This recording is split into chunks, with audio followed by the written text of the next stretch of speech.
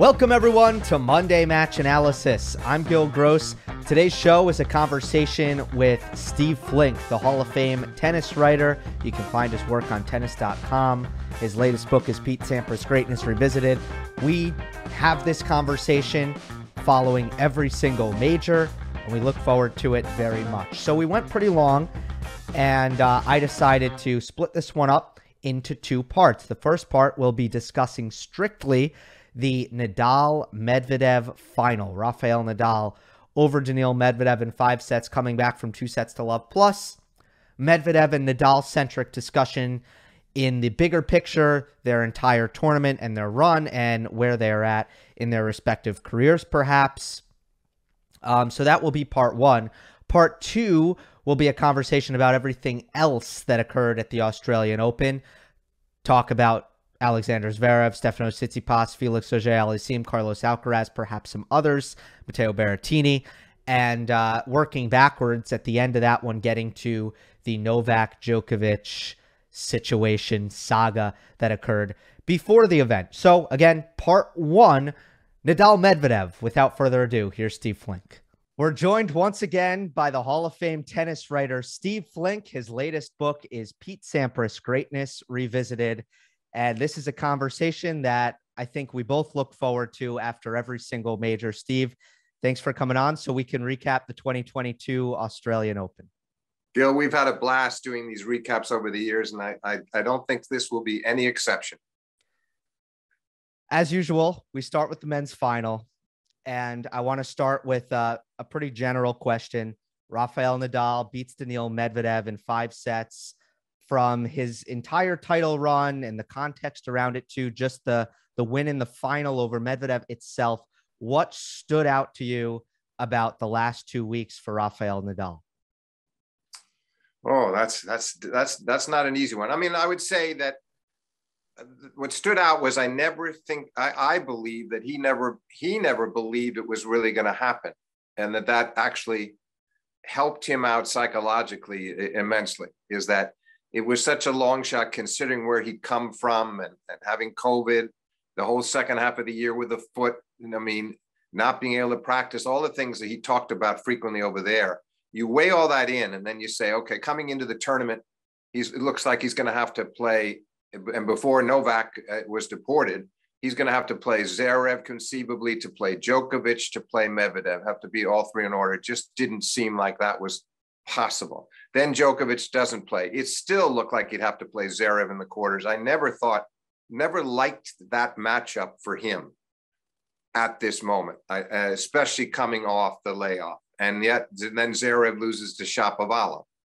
Then he plays Shapovalov, and you think he's in real trouble with the heat stroke and the stomach, and he's wobbly, and somehow he escaped in the 5th set after losing the 3rd and 4th. And I think it was at that point for him and the rest of us that we suddenly realized there was going to be a shot. But you still had to believe, Gil, I'm sure you felt the same way. All things being equal, it was going to be Medvedev's match to win. He'd come off the last major, the confidence boost of beating Djokovic in the finals of the U.S. Open. You know, he'd won his last match with Rafa at the year-end championships at the end of 2020. So, and yes, he'd been pushed to 5 sets himself by Felix Auger-Aliassime, and saved a match point. But you felt like he was primed after beating Tsitsipas. So to make a long story short, coming into the final, I felt the odds were decidedly against Nadal, because it was asking a lot of him, especially to play a long best-of-5 set final, given that he didn't have the proper preparation that he's so accustomed to. And he's playing a guy as tenacious and durable as Medvedev usually is. So I think I think it will go down. The comeback in the final, combined with just winning this tournament under these circumstances, it'll be right up there among his most gratifying triumphs. Yeah, I agree. I called it his most unexpected run to a major title because of all of the things you mentioned. But back to what you started with the psychological factor. It's funny you say that, because it's definitely something that we talked about in 2017 when Roger Federer won that Australian Open. and he was coming off injury and he was seated lower than usual. And both of them were 35 years old. So I've found it to be an interesting parallel between Federer and Nadal. 35, come off injury, unexpected Australian Open title. Yeah, good analogy, good parallel. And of course, Rafa was the victim of that one. I mean, Rafa was Roger's victim that day after leading 3-1 in the fifth. That's the other thing that I think makes this so remarkable, is that Nadal, after the match, was the first to admit that his mind was wandering to some of those really sharp disappointments that he suffered through the years in Australia after, because he'd last won this title in 2009 over Roger.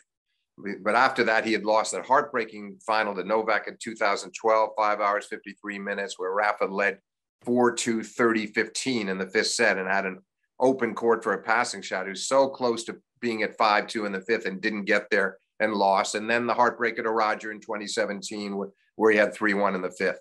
In between, he loses to Stan Wawrinka with a bad back. So there's just been all of these moments and misfortunes for Nadal at that tournament that had led to him only having one title, which was surprising given that he has 4 U.S. Opens, that he's proven how great he can be on hard court. So I just think that's another thing that makes it so remarkable, is that he would have all of those issues swirling in his mind and admitting it afterwards too. You think he'd try to get it out of his mind, but I think somehow he used it to fuel him, to inspire him, to say, maybe this is my day.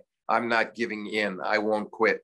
And so it's remarkable how it all turned out in the end. Maybe you call it a bit like Federer in 17, as you said. Maybe there's some destiny to this, because you put all the pieces together, and it just seems as if it was almost meant to be.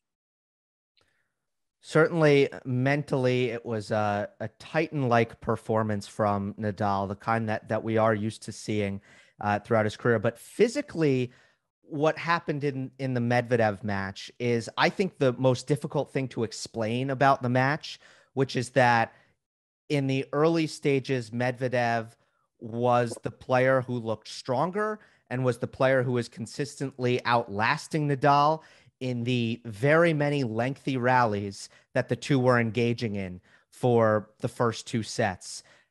There was a shift in this match where no longer was Medvedev happy to play those super long rallies, and Nadal looked like the fresher and the more physically fit player. So there was that turnaround.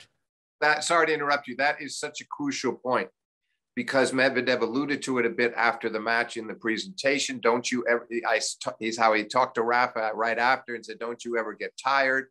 And I think that tells you 2 things. One, Rafa knows how to pace himself, and his physical resilience was astounding. And that 2, Medvedev maybe needs to look at his training regimen. That I don't think that you should be giving away.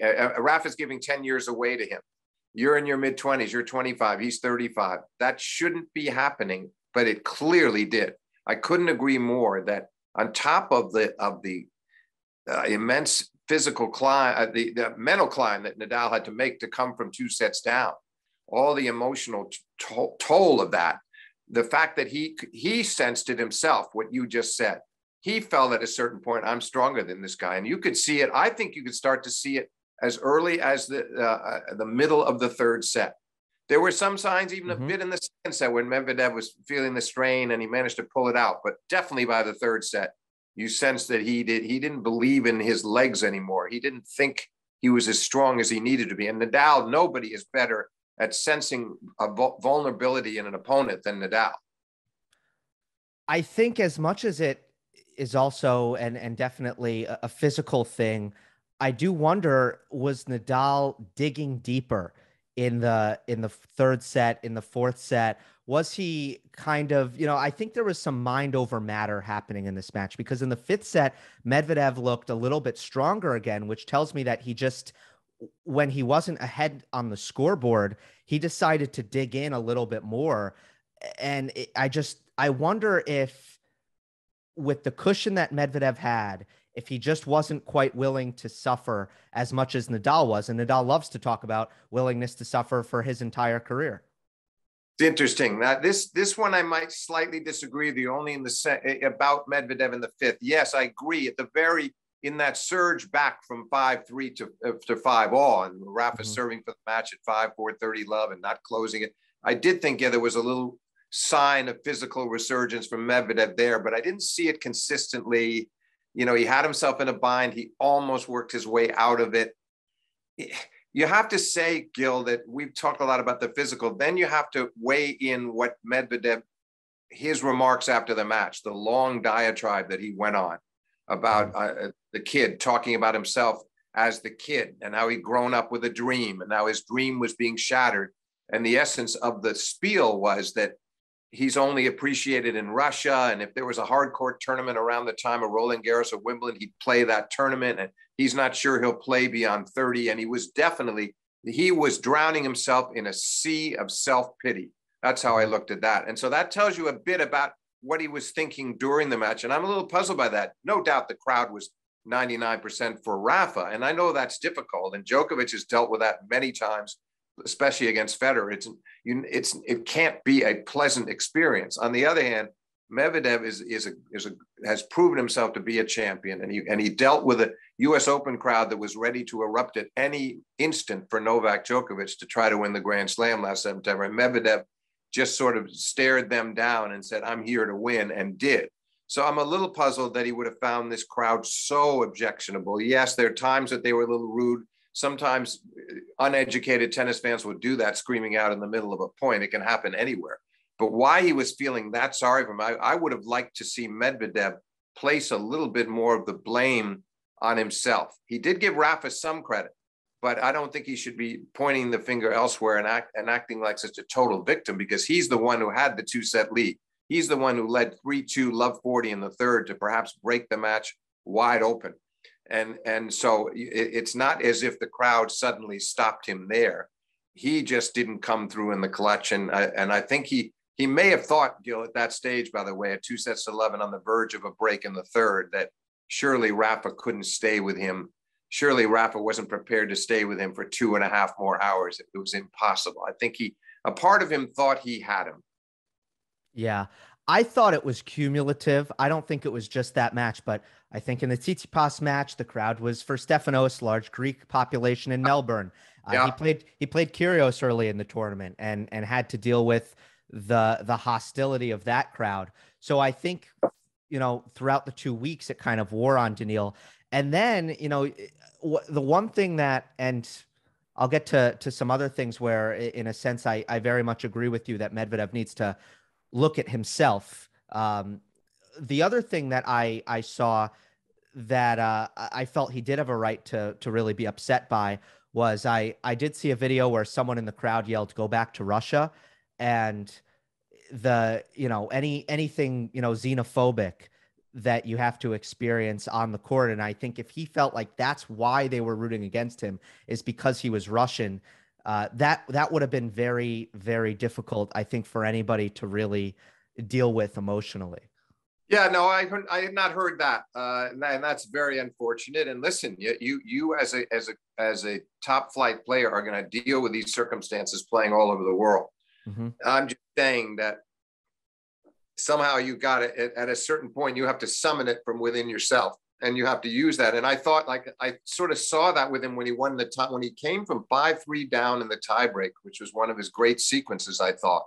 Mm-hmm. Because Rafa really didn't do anything wrong in those last 4 points. And Medvedev hit a return at his feet, forced Rafa into a lunging volley, forehand volley error, hit a swing volley winner, and then a perfect backhand pass down the line. Those were the 4 points.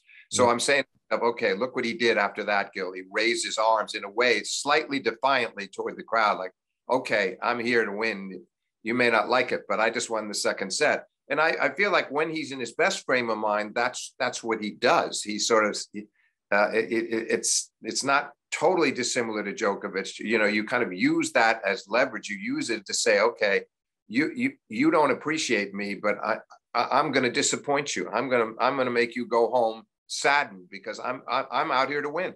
So yeah, incidents like the one you described, you have to have total sympathy for that. But it may not be the last time he'll see that, but that doesn't mean that the crowd overall feels that way or that I Right. mean, I think the way he can turn this around in his mind. And I get the feeling, Gil, the people around him, that his wife and coach and others are trying to get through to him. And he's a fascinating guy because there's a lot of charm there too. There's a lot of honesty. And yet I don't want to see him get in the habit of making himself the victim either. I thought that I wish that he would have taken a few more questions about what led him to this point of view.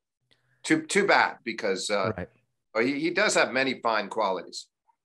I agree with that. And we'll get back to Nadal at some point in this conversation. But for Medvedev on the maturity front, it's something that you've actually brought up to me before I think before he was even a major champion.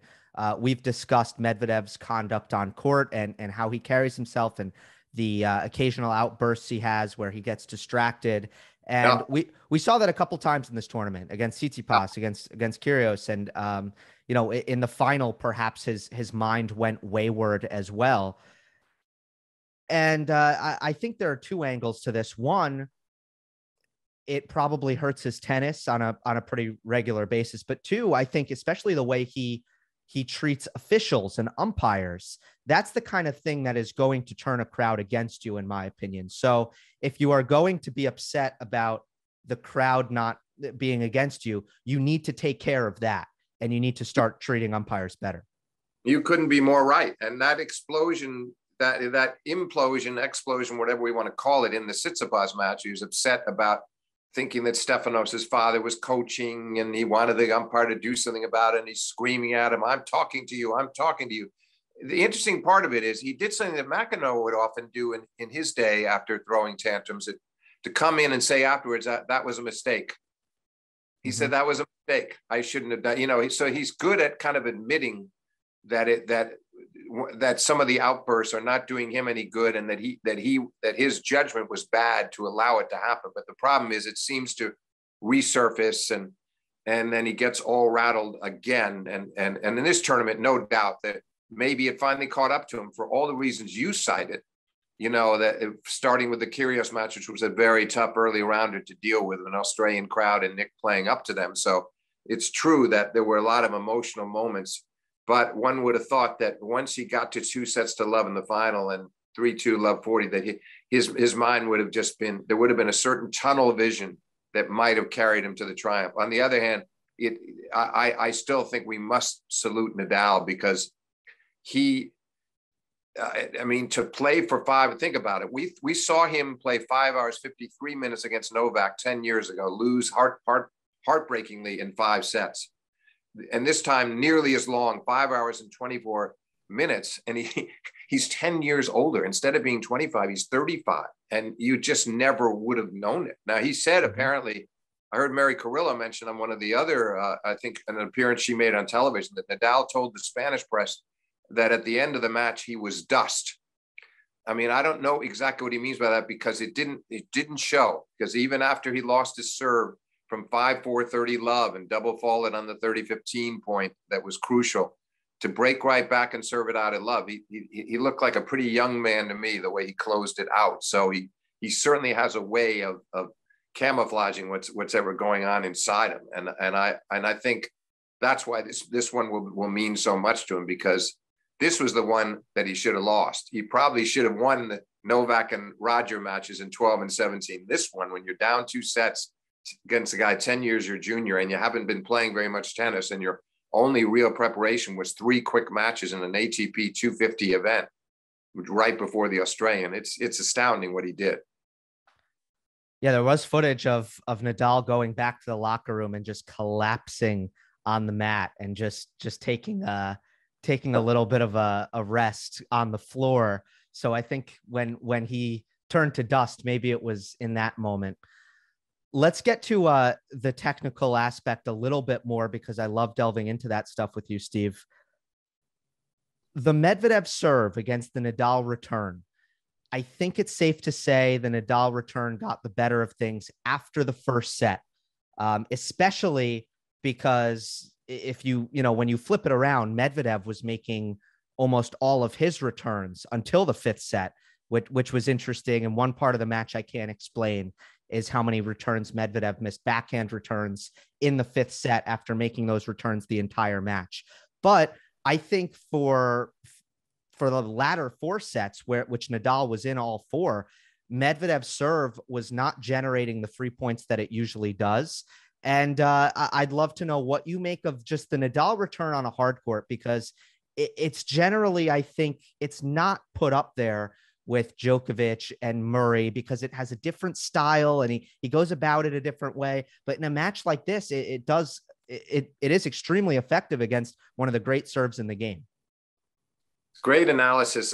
Here's my thought. I felt like, I mean, let's just take the 5-all in the fifth game as an example. And I do agree with you that after that first set, when you think about it, Nadal barely holds a couple of times to go 2-1 up, and then he loses 5 games in a row, loses 20 out of 25 points. He was obliterated in the first set. And he actually looked like an old man in the first set. He looked like he didn't think he could win, and physically he wasn't all there. That's what made this, again, so astonishing from his end of the court. But to get back to the return, I think back to the Berrettini match that Nadal played. And there was a stretch where Berrettini was finding the corners, was locating his serve perfectly, serving 135 on the lines. And he had 5 love games in a row, 23 points in a row from the middle of the third up to the middle of the fourth, and really made a go of it. And then Rafa, in very timely, opportunistic fashion, got that one break at the end and took and closed it out, broke him at 3-4 and served it out. Great effort from him. I think you have to be deadly accurate against Rafa. And when Djokovic is serving his best, that happens too. If you're not really close to the lines, he's so skilled, as you said, a very different kind of returner from Andy or from Novak, but he has a way of just lofting those returns, high trajectory, looping them deep down the middle and daring you to come up with something. And that was driving Medvedev a little bit nuts, I thought, throughout those last 4 sets, but particularly when it really counted in the fifth. And I think you're right in the way he's underrated, because he makes you serve in a deadly accurate fashion. And if you don't, and he gets his racket, makes good, clean contact on it, and he's read it in any way, it's going to come back, and it's going to come back pretty deep, which wasn't always the case earlier in his career. I think he's better at that now. I think there were times earlier in his career where I felt he'd get the return back, but too short. And then a Djokovic or a Federer or other guys could demolish it. Not now. That's not what was going on in this tournament. And I saw it against Berrettini, and I saw it again against Medvedev. And I think that was frustrating, Gil, for Medvedev. He wanted and expected more free points. Yes, he had 23 aces, but he also faced 22 break points. They both did. He was constantly having to work so hard to hold his serve. And that, I think, that definitely weighed heavily on his mind, that Rafa, he did think going in, and I did too, that he was going to have some easier service games. He's the one that was have the chance to cruise more on serve and then go to work on Rafa. And then in turn, as you said, his return went a bit off in the fifth for reasons I can't explain. And he was never, as you know, in the press conferences, they're not asked enough technical details like the one you just brought up. But I think Rafa's deep returns off first serves that he could read, that weren't close enough to the lines, and maybe needed a few more MPHs, as they say, that he makes you serve almost perfectly, is how I look at it. Yeah, that's really well said. And as far as the first ball goes, I love the point about Nadal kind of lofting the ball a little bit slower and a little bit higher. Yeah. Because, there's a couple of areas where I thought we saw that Nadal is technically ahead of Medvedev. One of those areas, I think, is attacking that first forehand, generating pace and aggression off of that first ball, and just pace generation in general. Yeah. And then the next thing that stood out is how comfortable Nadal has gotten approaching the net, coming forward to finish points, whereas Medvedev got so many of those opportunities and he was unable to finish, whether he was getting past, whether Nadal was countering against him and turning defense into offense in these points. But just a huge difference between, the Nadal forehand and even the backhand in this match, and the ability for him to attack short balls and finish these points, where Medvedev, I think he's great in defense. He's great in neutral. He has trouble finishing, especially compared to Nadal. Couldn't agree more. Could not agree more. I mean, The other problem, of course, is that Rafa technically is a far better volleyer than Medvedev. His technique is a lot better. So he also trusts himself when he gets up there that he can make the low volleys. I mean, the match point volley is a perfect example. Yes, it was a relatively easy volley, but what did he do with it? He carved that backhand volley low down the line into a very awkward spot. So there was no way that Medvedev was going to, on the run, be able to pass, and Medvedev could barely touch it. And Medvedev, if you think about it, there were some volleys that he did not put away. He's awkward up there. He can get close to the net. He can intimidate you by closing in, but the technique is not that good. And then sometimes in the transition, he's also not quick enough to close in. A couple of things like that hurt him. But I think Rafa's transition's better than Medvedev, and definitely has superior technique on forehand and backhand volleys, far superior.